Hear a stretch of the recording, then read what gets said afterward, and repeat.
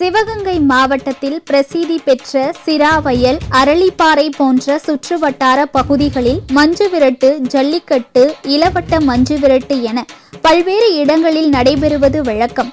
இதில் தங்களது காளைகளை களமிறக்கி வென்று காட்டுவதை மாபெரும் கௌரவ பிரச்சனையாகவே பலர் கருதுகின்றனர். எனவே பாதாம், முந்திரி, பேர்ச்சம்பழம் உள்ளிட்ட சத்தான உணவுகளுடன் காளைகளுக்கு நாள்தோறும் நீச்சல், மண்குத்தல், நடத்தல் உள்ளிட்ட பல்வேறு பயிற்சிகளை வழங்கி அதனை வீரன் போல் தயார்படுத்துகின்றனர். அதில் சத்தான உணவுகள் கொடுப்போம். பாதாம் பருப்பு, பருத்தி விதை, பேர்ச்சம்பழம் இதெல்லாம் டெய்லி ஈவினிங் ஒரு ரேஷியோ போட்டு கொடுப்போம்.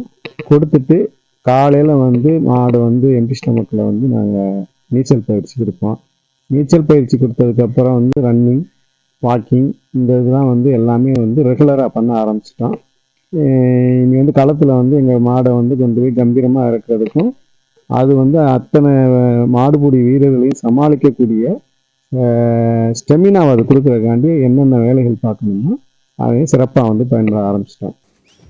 தமிழர்களின் வீரத்தையும் கால்நடைகள் மீதான பாசத்தையும் விவசாயத்தின் மீதான ஆர்வத்தையும் பறைசாற்றும் வகையில் ஜல்லிக்கட்டு, மஞ்சுவிரட்டு போன்றவற்றை கருதுவதால் காளைகள் பராமரிப்பில் அவர்கள் கூடுதல் கவனம் செலுத்துகின்றனர். ஜல்லிக்கட்டு மாடு வளர்க்குறதுங்கிறது ஒரு சாதாரண விஷயம் கிடையாது. இன்னொன்று இது பரம்பரையாக எங்கள் வீட்டில் வளர்க்குறோம். எங்கள் ஐயா காலத்தில், எங்கள் அப்பா காலத்தில் எல்லாம் ஒவ்வொரு மாடு வச்சுருக்கோம் ஜல்லிக்கட்டு மாடு. ஆனால் நாங்கள் இப்போ இது வரைக்கும் 4 காலை வளர்த்துக்கிட்டு இருக்கேன். இன்னும் 2 காலை வாங்க போகிறோம். ஏன் வளர்க்குறோம்னா எங்கள் பாரம்பரியம், எங்களோட தெய்வ நம்பிக்கை இதெல்லாம் கலாச்சாரத்தெல்லாம் பாதுகாக்குங்கிற விதத்தில் தான் இந்த ஜல்லிக்கட்டு மாடை எங்கள் குழந்தை போல தான் நாங்கள் அதை வளர்க்குறோமே தவிர செல்லமாக வளர்த்து ஜல்லிக்கட்டில் இறக்குவோம். ஆண்டுதோறும் ஜல்லிக்கட்டு போட்டிகள் நடத்த அரசு நடவடிக்கை எடுக்க வேண்டும் என்பது அவர்களது எதிர்பார்ப்பாக உள்ளது. இந்த எங்களுக்கு வருஷம் பூரா கொடுத்தாங்கன்னா நாங்கள் ஜல்லிக்கட்டு ஆடுறதுக்கு சந்தோஷமாக இருக்கும். இன்னொன்று ஜல்லிக்கட்டு மாடு எப்பவுமே ஃபார்மில் வச்சுக்கணும்னா ரெகுலராக நாங்கள் ஒர்க் அவுட் கொடுக்கணும்னா இந்த மாதிரி ஜல்லிக்கட்டு ரெகுலராக இருந்தால் தான் நம்ம மாடையும் ஒர்க் அவுட் கொடுத்து நல்லா நாங்கள் கம்பீரமாக வச்சுக்க முடியும். அதனால் இதை கொஞ்சம் அரசு கவனத்தில் செலுத்தி வருஷம் பூரா ஜல்லிக்கட்டு நடத்துறதுக்கு எங்களுக்கு பெரும் உதவி தருமாறு கேட்டுக்கொள்கிறேன்.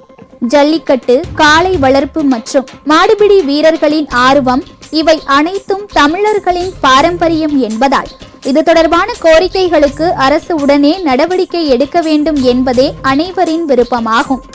ராஜ் செய்திகளுக்காக சிவகங்கையில் இருந்து செய்தியாளர் ரவி. உங்கள் ராஜ் நியூஸ் தொலைக்காட்சியில் திங்கள் முதல் வெள்ளி வரை தினந்தோறும் பிற்பகல் 2 மணிக்கு உங்கள் பகுதியில் உள்ள குறைகளை நேரலையில் தெரிவிக்கும் புகார் பெட்டி நிகழ்ச்சி.